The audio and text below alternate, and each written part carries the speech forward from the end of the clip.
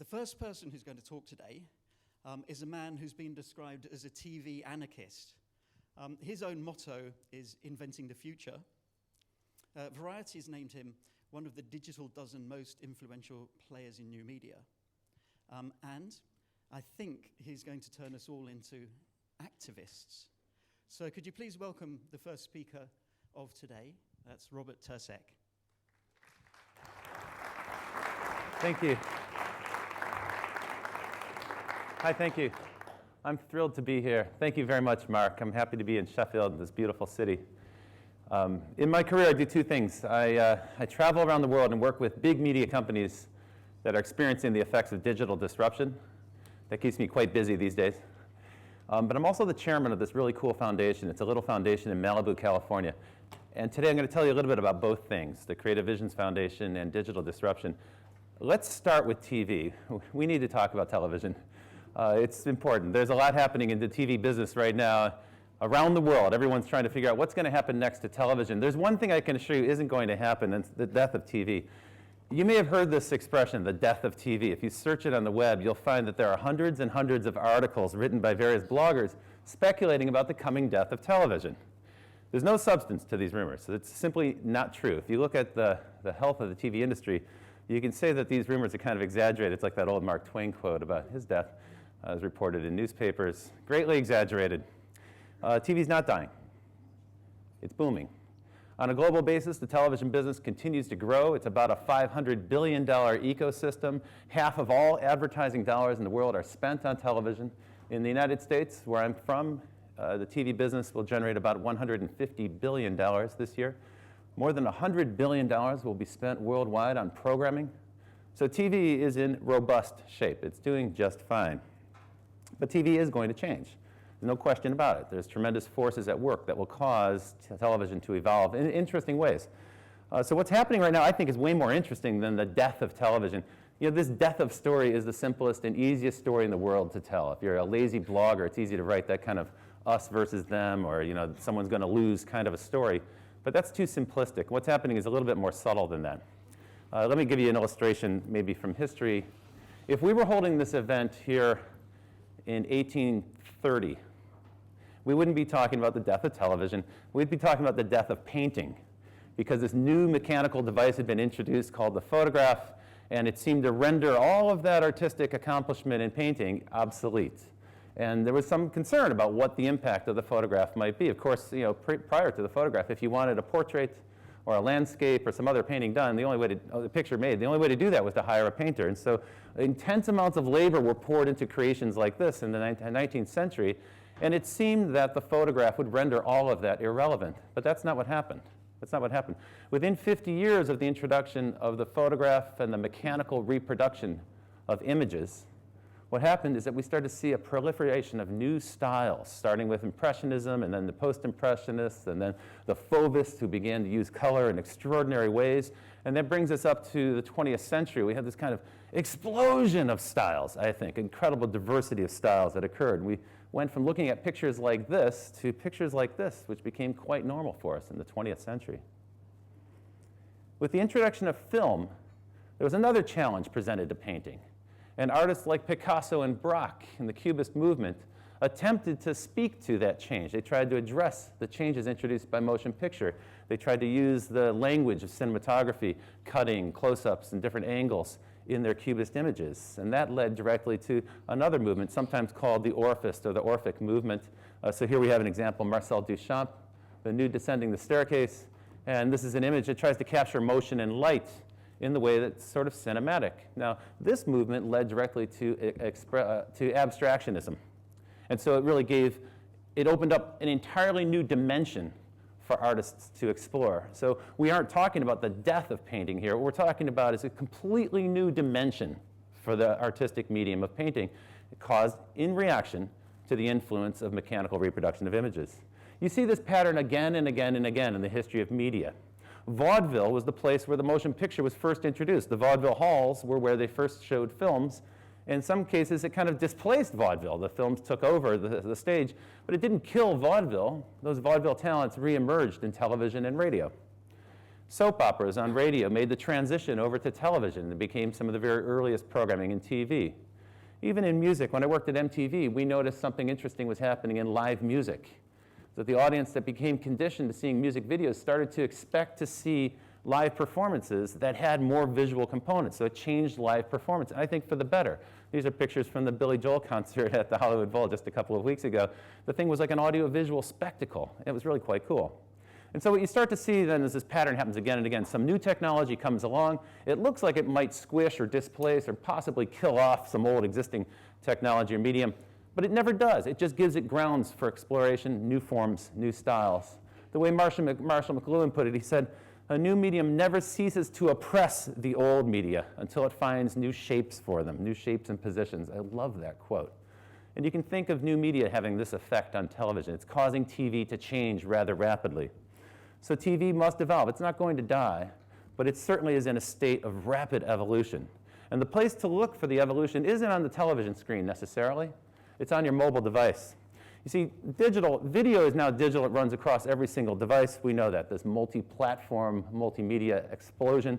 But it expresses itself most interestingly in mobile, where there are literally thousands of new applications that allow us to use mobile in ways that we never could before. People are now composing videos, sharing it, vining it, deleting it. So it's given us a completely different relationship to video than we had previously. This is not killing TV. This is actually expanding TV. It's giving it a brand new lexicon. It's broadening the language of television. It's also changing us. Media always has that impact on us. So the audience is beginning to evolve. Technologies always change people. They always drive some evolution, the people who use them. And I think that we're going to start to see this happen to television audiences where they become less passive and they start to take an active role. I played a role in this myself, in this process of activating the audience. Back in 2000, I left my job at Sony Pictures. I was the head of digital media at one of the big movie studios in Los Angeles. And I worked with all of our television and movie properties.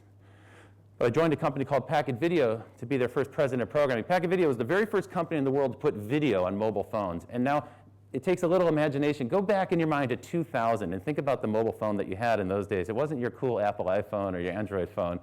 It was a clunky black and white phone that was barely good for voice, and you could do some texting. Here in Europe, you couldn't even text in the United States at the time.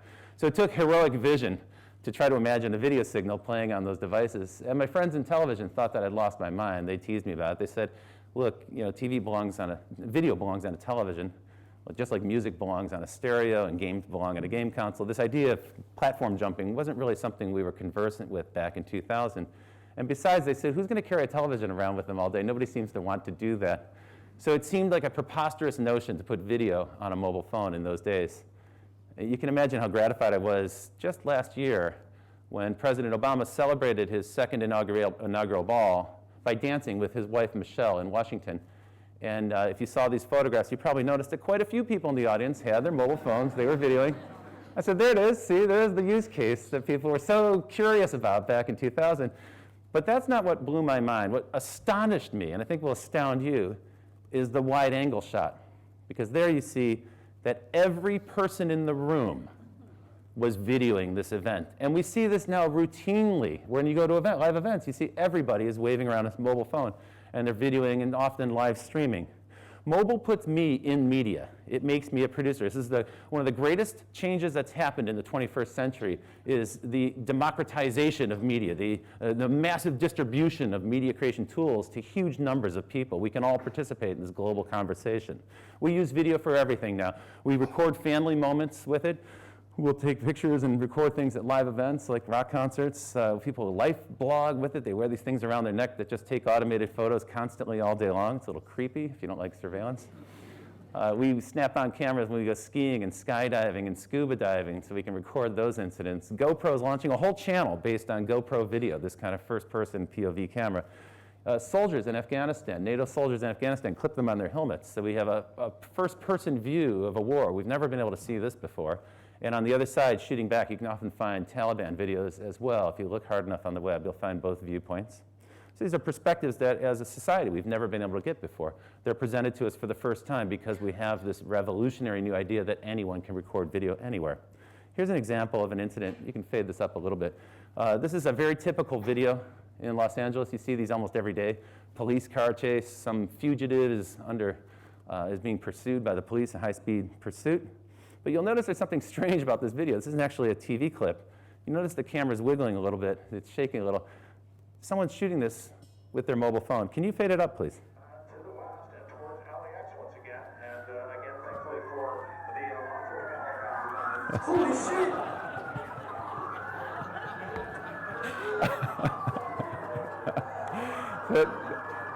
That is such a Los Angeles moment right there. That's what I mean when I say that mobile puts me in the media. It makes me a producer of my own media. You can actually be in the picture yourself now.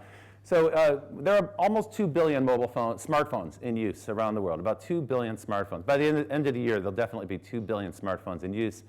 And more than half of them are used to record media of some form.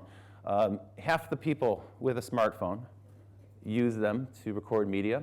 And anyone under the age of 30, about 70% of that group is actually using them to produce media. So there's definitely a younger skewing trend there. But that is a huge percentage of people. It's about 1 billion people on the planet who are recording video and media.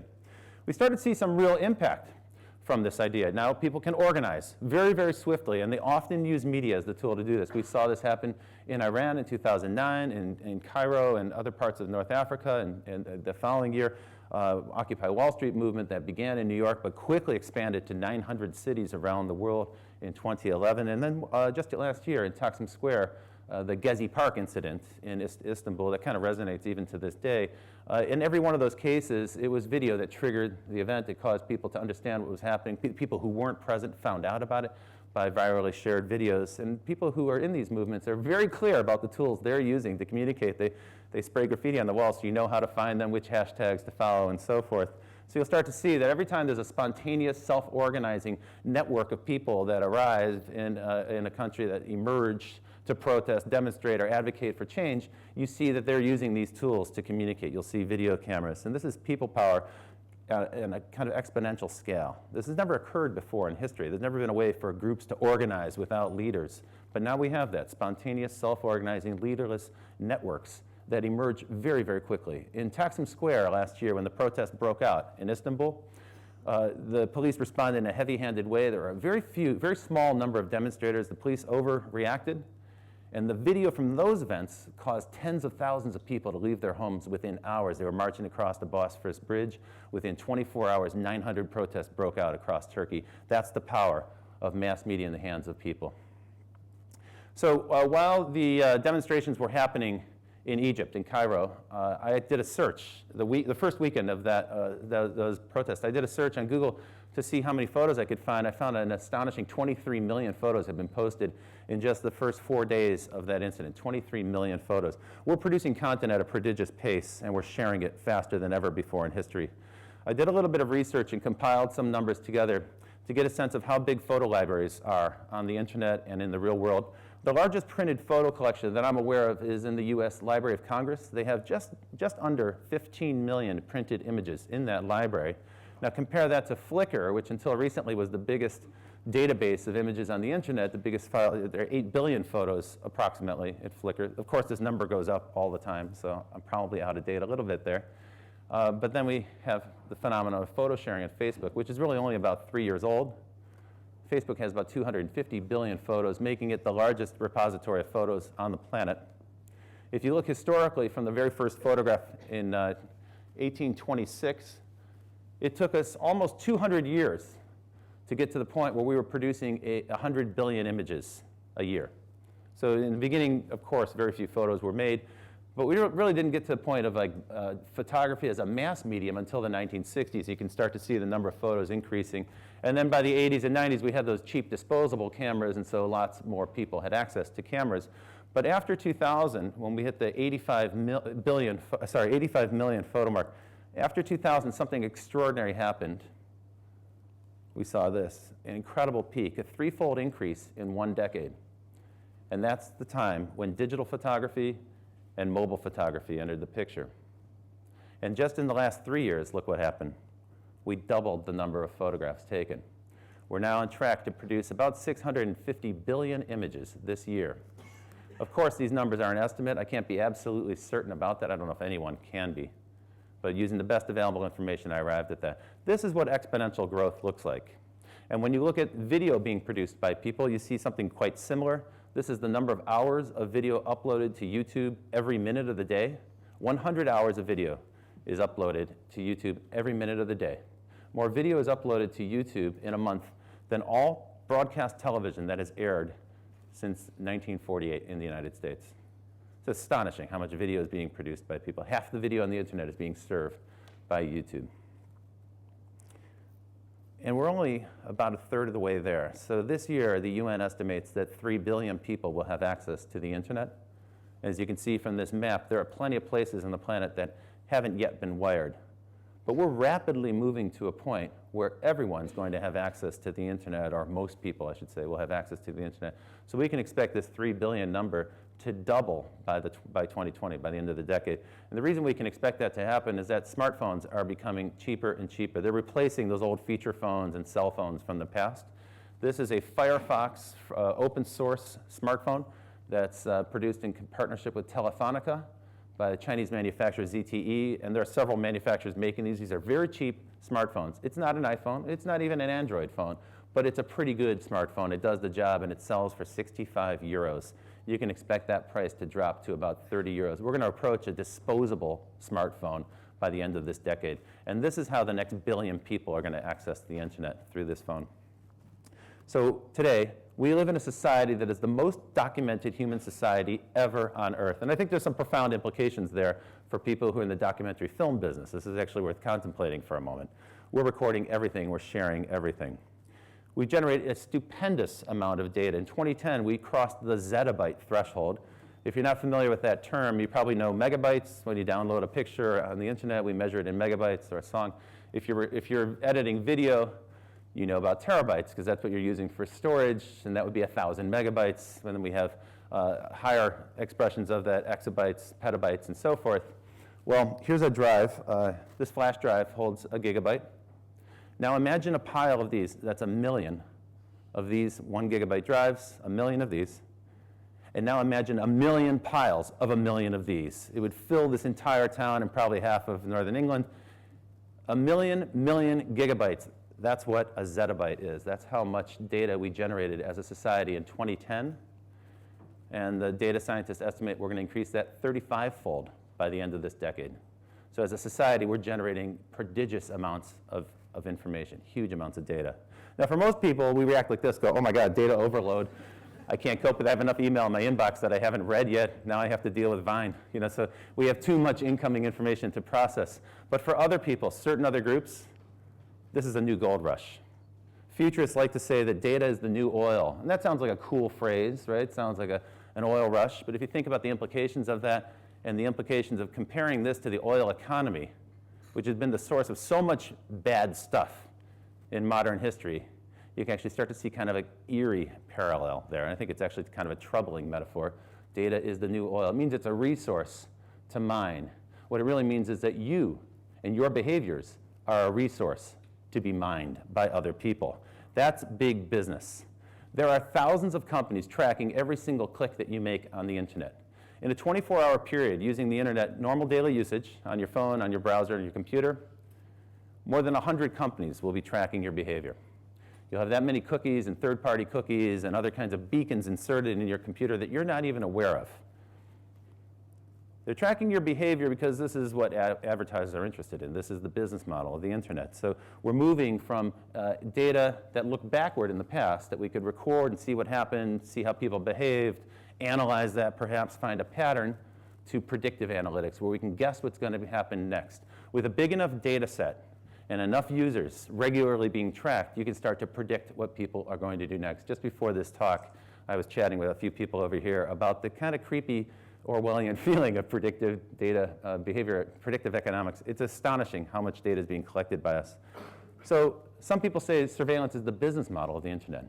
It's how the companies make money. When you visit a website that you're visiting for free, that's publishing information for free or giving you free email or some other free service, they're mining your data. They're analyzing your email. They're tracking your behavior. They're seeing what you look at. They see how frequently you come back, where you go next. And they sell that data to marketers. So surveillance is the business model of the web. And now that model is being extended to the real world in some rather surprising ways. I'll share these with you. You've heard of this phrase, the Internet of Things. It's the idea that in the future, the fastest growing part of the web will be devices talking to other devices, and humans won't necessarily be in the middle of that mix. It's kind of an astonishing idea when you think about it. All the data seems to suggest that that's going to be a much bigger business opportunity, machine-to-machine communication, than human-to-machine communication, which is how we use the web today. It is growing very, very quickly. There's been an outcry recently, pushback against Google Glass and some other wearables, but I think this is actually misguided. Because if you follow the trajectory of technology, we're miniaturizing things so fast that soon enough, you're going to be able to wear something that's invisible. People won't notice it. You know, the Google Glass is something you can actually see, so you know it's there. I'd be much more concerned about surveillance technology that I cannot see. It's been revealed that Google has patents now for contact lenses that contain cameras in them. So your next version, some future version of Google Glass, will be something that people can't detect quite as easily. We're moving into a world where every gizmo out there, not just wearables like this or this wristband, but just about every device out there, drone computers, your home AV system or your air conditioning system, your lighting system at home, small gizmos like this Chromecast. These are all computers. They'll all be nodes on a network connecting and talking to each other. Even your car, your robot car in the future. A typical automobile today has about 65 computer processors built into it, and soon they'll be networked as well. The car is the next mobile computing platform. Wearable technologies will lead to things that are basically going to make the computer or even the smartphone disappear and just turn into pure software, pure light that's projected. They're now doing whole house installations. These are all nodes on a network. They're all sharing data. Whole factories and warehouses, even cities now can be thought of as a giant computing apparatus, all these different devices talking to each other. That's the Smart City project. There are more than 100 Smart City projects underway around the world right now. And the way we're going to connect with all this stuff is probably through our mobile device, some sort of smartphone in the future. So a mobile phone is like the ignition key for that world. That's how we access it. That's how we control these smart appliances around us. That's the interface for them. The problem is your mobile phone leaks data. I call it data smog. Some people call it data exhaust. As you walk around town, your mobile phone is leaving itself open to people who want to snoop on your phone. You probably don't realize this, but there's two numbers on your phone, your Wi-Fi and your MAC address. Each phone has an individual, unique MAC address. That information is incredibly valuable, particularly to retailers as you move in and out of their stores and move around inside of their stores. They'd like to keep track of you. So you might think of your phone as a spy in your pocket that's leaking data about you as you cruise around town. You've heard about the social graph. That's your friend network that's connected to you on Facebook and social networks like that. You've heard about the interest graph, and that's that's the various interests that you pursue, the topics you talk and post and share about on things like Twitter.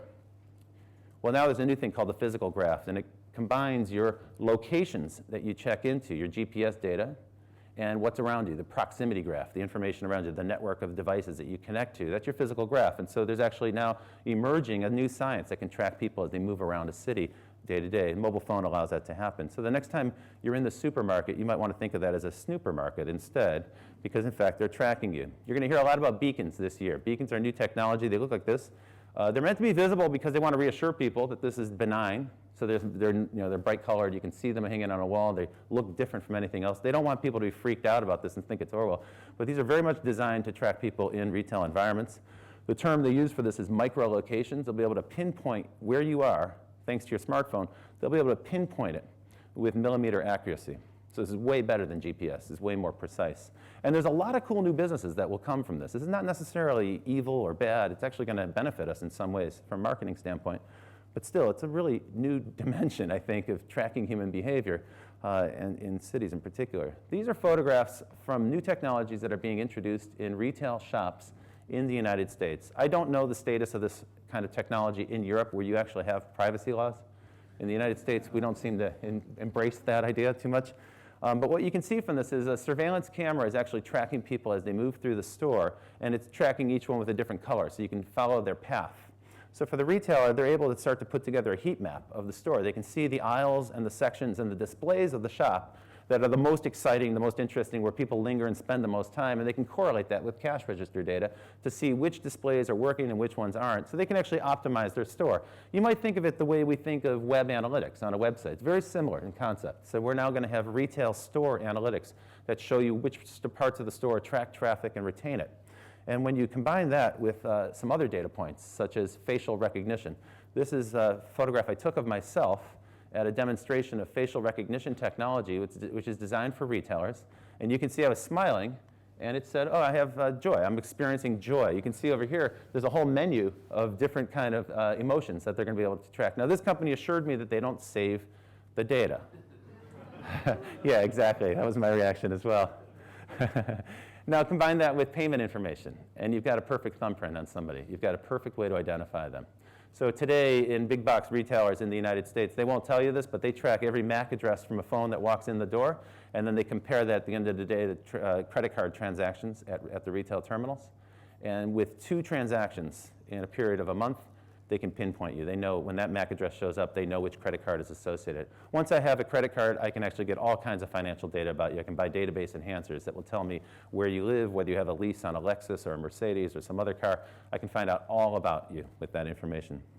So we have the social graph, we have the interest graph, we have the physical graph, sometimes called the location graph or the proximity graph. And now some futurists are talking about the surveillance graph and the hyper-targeting graph, and I put these in red because they're kind of scary terms. The fear, I think, with the Internet of Things is that the devices around us are going to be little surveillance devices that are leaking data out. Already, there have been some reports, I'm not sure how accurate these are, about devices coming from China that have built-in things that will sniff out open Wi-Fi networks and try to find out which devices are on those networks, and then relay that information, unbeknownst to you, back someplace in China. I don't know if that's true. That might just be a rumor that the NSA put out there to shift the spotlight to China. I don't know if that's necessarily true. What I do know is that Google has dozens of ways of tracking you right now. So if you use the search engine, if you use the Chrome browser, if you use the Android operating system, the Chrome operating system, if you use Gmail, if you ever click on one of those AdWords or any of the Google AdSense ads, if you use Google Maps, you know, if you think about all the great free stuff that Google gives you, they're mining you for data constantly. They're building the most robust profile of you. They're even building a genome sequence library as well. So soon they'll be able to gather information about people's human genomes as we start to get our own individual genomes taken in the future.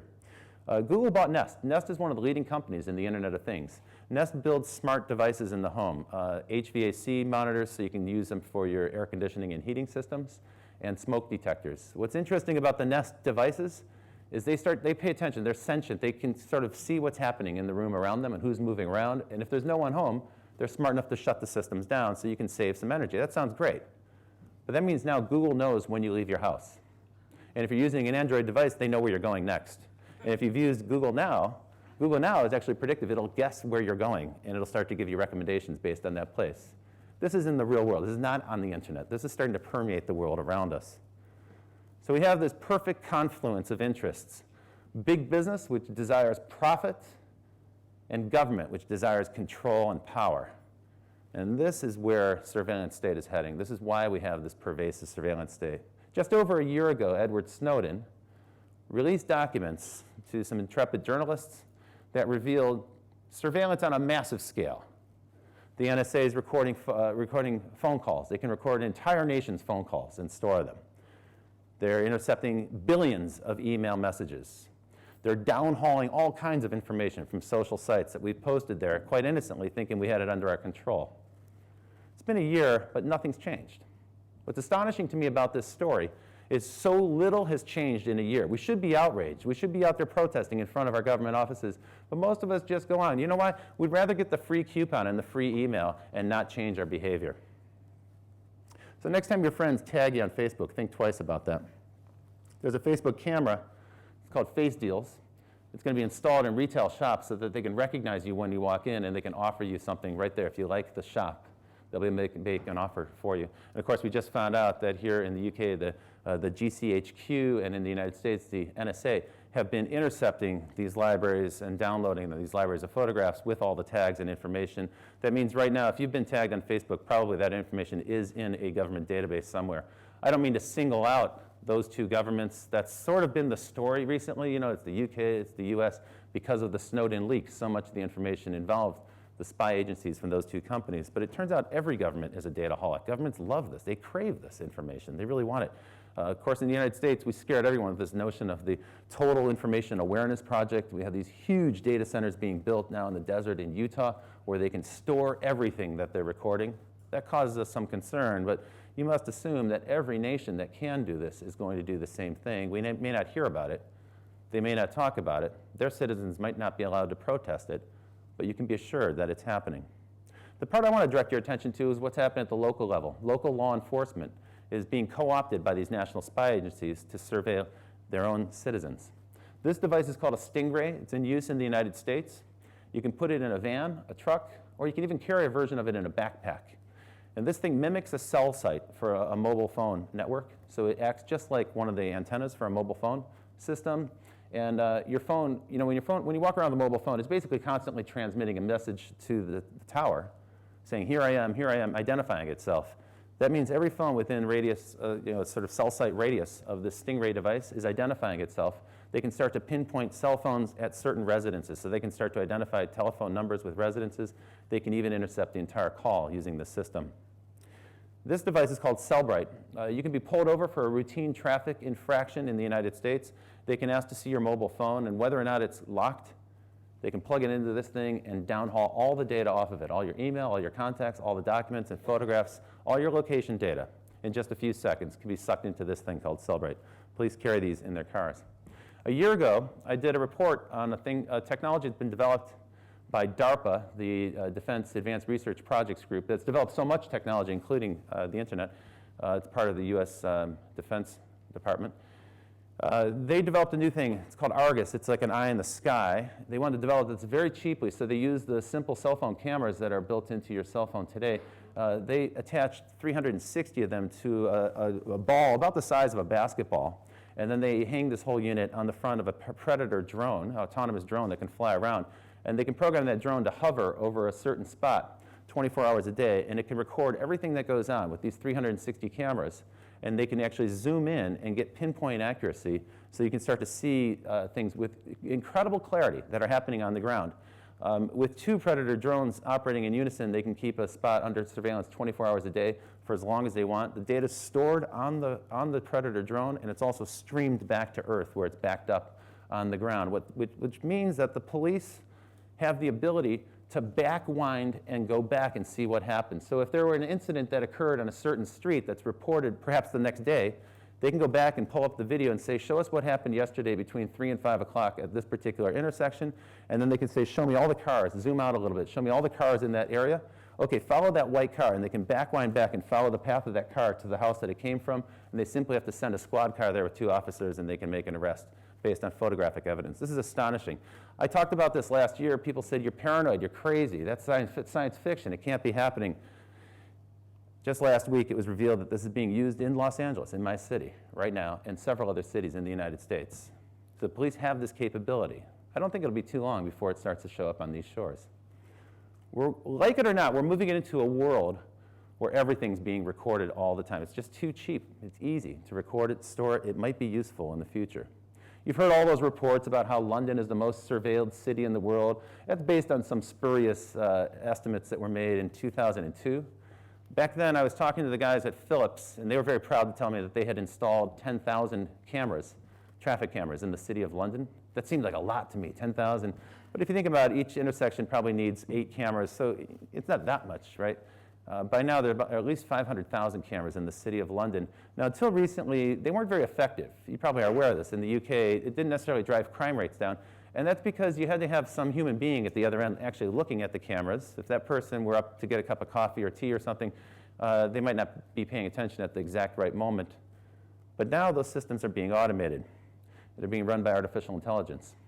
And they can use scene analysis tools to see what's happening and kind of analyze it, and then if there's some incident or something that needs to be addressed, they can alert a human operator to come by and look at it. And so they're now recording everything from those cameras.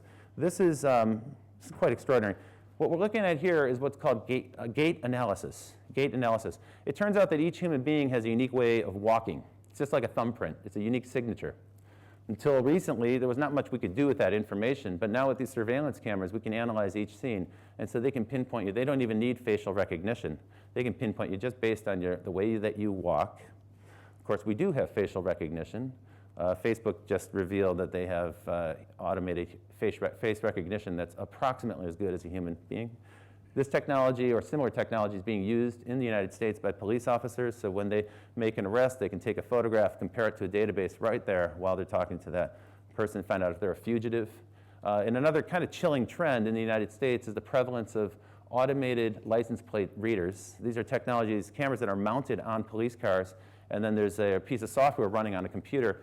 Police officer doesn't have to do a thing. He's simply driving, doing his job, but while he's patrolling with that car, it's photographing every single license plate of every car that they pass in both directions. And then that's run against the database to see if any of those license plates are cars that are being sought by the police. There have been a number of incidents now where they've made false arrests because the robot got the information wrong. They didn't get quite a great read. And so there have been some errors made by this. It's a very creepy thing that's happening right now in the US. I think you'll start to see that in other countries. One of the other speakers said this is happening in Australia. The police are also using crowdsourcing. So you've seen this happen in Canada, the US, and other countries where they post photos of an incident. They ask the crowd to come forth and help the police in their investigation. They're kind of co-opting all that social media, and they're inviting us to participate in a way, and people seem to like it. In fact, when you run surveys and ask people, do you find this scary or do you like it, people actually like it. We've been so conditioned now after 14 years of terror alerts and the fear of terrorism. We've been conditioned to accept this. We embrace this total surveillance. We actually welcome it in our life. People aren't protesting. They're actually asking for more of it. In a way, we built the perfect police state. We built an opt-in panopticon. We volunteer our data. We relinquish it freely. We could all turn off that Wi-Fi thing in our phones if we wanted to be anonymous as we move around town, but nobody actually does that. We're too lazy to do it. We could all switch from Gmail to some kind of encrypted mail if we wanted to. Google could encrypt our mail if they wanted to. No one seems to want to do that. There's been no outcry for this. So I think in some way we're moving into this world of total transparency. I think it makes us all a little bit uncomfortable. Some of us might be comfortable with some aspects like social media and less comfortable with other aspects like government surveillance or hackers or spies. But nevertheless, like it or not, we're moving into a world where everything's recorded. So now let me talk about the documentary business, because I think this has profound implications. Just like the introduction of photography had some implications for painting, and just like the introduction of motion pictures had implications for painting and so forth. We've seen this happen again and again and again. I think this surveillance state, this world of total transparency, is going to have some impact on the documentary business. Now, you may be thinking, well, wait a minute, we're in a storytelling business. We're not in the surveillance business. Well, that's fine. That's the definition of disruption, right? Disruption is when someone else can do the job you're doing much cheaper at a greater scale. And that's precisely what's occurring right now. When you make a documentary film, you're going to take a very narrow focus and go very, very deep. What's happening with the surveillance state is they're doing wholesale surveillance. They're recording everything. They're not being discriminated about at all. They can figure it out later. They can go back to the source material later. They store everything, so they can go back to it years from now. When you're making a documentary film, you are a storyteller, which means you're making editorial decisions. Now, in 20 years of commercial internet, we haven't seen one editorially driven business resist automation. Automation trumps editorial every single time in terms of economics. So you need to be aware of this. I'm not trying to pit the two things against each other as if one's going to crush the other. Remember, I'm not here to tell you a story of the death of anything. I don't think that's the case. I think that would be silly and a little bit dramatic. But I do think this is going to affect documentary films in some ways. I don't know all the ways. I don't know your business as well as you do. But I thought about it. I said, gee, what are some of the ways the documentary business might respond to this world of total surveillance? And I could think of three. One is you could expose it. Another one is you might use these tools yourself. Maybe you already are. And another one is you could change the game and actually change the outcome. So expose it. Well, we saw this happen last year. Laura Poitras and Glenn Greenwald were the first to break the NSA stories. They went and interviewed Snowden in Hong Kong, and she's developing a documentary film based on that information. Perhaps even more interestingly than that story, which we're very familiar with, Andy Timiner did a great video, a great documentary called We Live in Public that talked about the human condition and used a great incident from the 1990s to illustrate that story and won a bunch of awards for this. It was actually an extraordinary success and in a way very prescient. She sort of was ahead of this trend, I think, in a way. She called, I know she's here this week to debut her new film. I saw a couple of things here at Sheffield that impressed me a great deal. Yesterday I saw a thing called Net Wars, which is on display in the museum, and I urge you to check it out. It's extremely well produced. And it talks about this surveillance state in a really dark and creepy and Orwellian way that I'm trying to avoid today, but it's really pretty well executed. And of course, The Guardian is there, and The Guardian was intimately involved in that NSA story. They too have a documentary on display at the museum, so I urge you to check those things out while you're here. Another way documentarians might respond to the surveillance state is they could use these tools themselves. And I think this is a very dangerous prospect. I don't recommend it. I'm against this. I think this is very, very risky. Yes, there are all sorts of tools available on a consumer level where you can buy these kind of button cameras, eyeglass cameras, and so forth. You can have all kinds of ways of recording audio that people won't be aware of. But I think that's a really bad practice, and it probably will backfire sooner or later on documentarians. We saw some evidence of this just a week or two ago. James O'Keefe, who likes to style himself as the Michael Moore of the conservative right, except he has a little bit less charm and isn't quite as good looking. He tried to do a kind of scam takeout on documentary filmmakers in Los Angeles. And so he went around trolling around different filmmakers, trying to get them to sign up to make a film about fracking. And he was pretending he was bankrolling it with oil money. And so he was trying to see if they would take oil money to make a documentary film about the environment. And after all this effort, he found out that documentarians, like all filmmakers, are desperate for money, and they'll say yes to anybody. I don't know, he didn't really need to go to that much effort. But one of the things that was interesting about that is one of the documentarians he interviewed got a creepy vibe. They said, there's something off about this. I don't really trust this guy. And so that documentarian brought his own hidden audio, and he recorded them recording him. And so you had this kind of spy versus spy incident. And so the person who was recorded, once James O'Keefe revealed this, the person who was being recorded posted his full audio interview, and you could see that they simply took lines out of context. It was a kind of classic gotcha journalism. And I think this is actually probably indicative of where we're going in the near future. If you're a documentarian who uses gotcha tactics and is using surveillance equipment and so forth, you should be aware that your subjects are going to start to surveil you as you're surveilling them. I think this is probably likely to happen as an outcome of this incident. Anyway, I don't recommend that. What I think we should consider in the last minute or two that I have here is how might we use this to change the game? See, I think documentaries play a vital role. The documentary is done right. It's not just something you watch. It's something you do. You get engaged. You touch people and you move them. I think we're moving into a world now where we're able to extend human senses around the world. That's really the vision that we have when we launched the mobile phone, the video on the mobile phones. The idea of extending the human sensory apparatus to some other person on the other planet so I could see through their eyes and hear through their ears. And that's a kind of optimistic view of this world where everybody is serving as eyes and ears for each other. And that's what attracted me to the Creative Visions Foundation. The Creative Visions Foundation in Malibu, it's a small organization, but at any given time, we're supporting 75 to 100 different projects around the world. These are happening everywhere: South Asia, Africa, the East, in Asia, and in the United States and Latin America. So we have projects all over the planet. Let me show you a little video clip, and I'll tell you more about what we do.